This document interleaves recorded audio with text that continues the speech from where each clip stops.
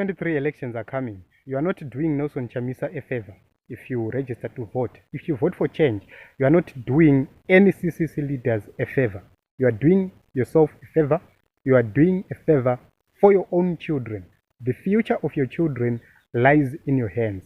What they eat, where they will get treated, where they will get education, where they will live or how they will live is determined by your ability to vote and vote wisely this 2023. You have that responsibility to shape the politics of Zimbabwe, to shape how the economic transformation of Zimbabwe should happen and open. So you have that role to register to vote. You have that role to vote. You have that role to mobilize. I don't do politics. Remember, politics will do you, because the politicians we have are there for themselves and for profit and their kids.